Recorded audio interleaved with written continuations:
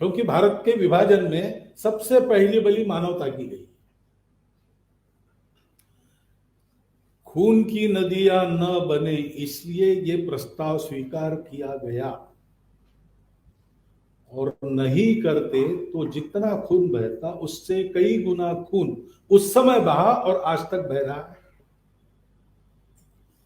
एक तो बात साफ है, विभाजन का उपाय नहीं था।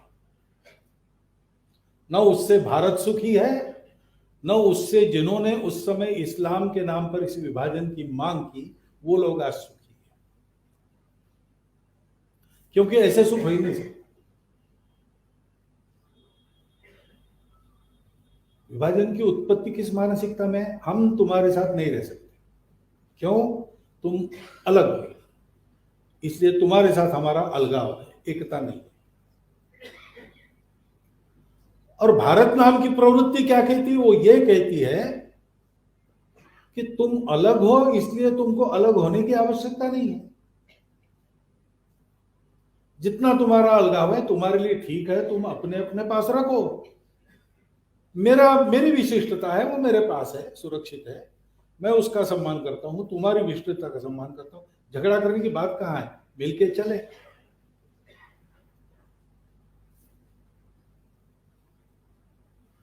इस सबको जोड़ने वाली, सारे मानवों को एक करने वाले तत्व के विरुद्ध तत्व का उससे संघर्ष कब शुरू हुआ?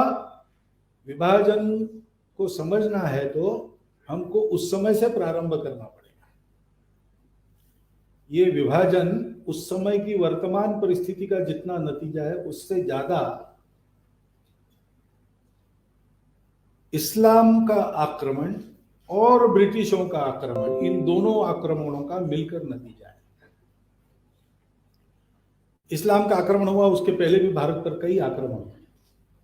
शक हूण कुषाण यवन आए, लूटने के लिए आए, लूट खसोट कर चले गए, कुछ बस गए, वो यहां के समाज में रचपच गए।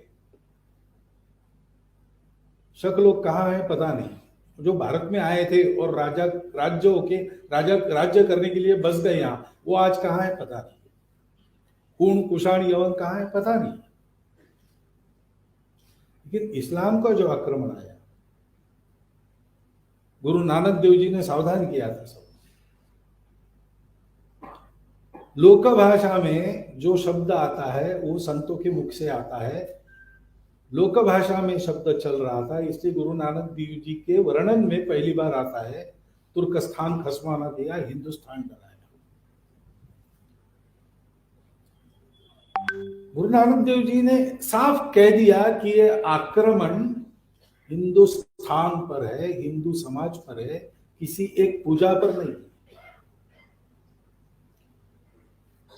क्योंकि तत्व की दृष्टि से देखे तो इस्लाम के जैसे तत्व कहे जाते हैं, वैसे एक तरह से निराकार के तत्व उनको उसके सामने रखने वाली पूजा है, भारत में भी है।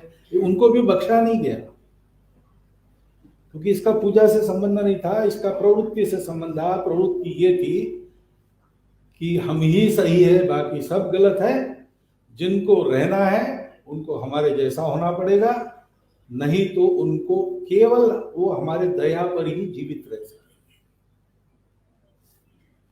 इस मनोवृत्ति का लगातार आक्रमण चला, हर बार उस आक्रमण को मुंह की खानी पड़ेगी।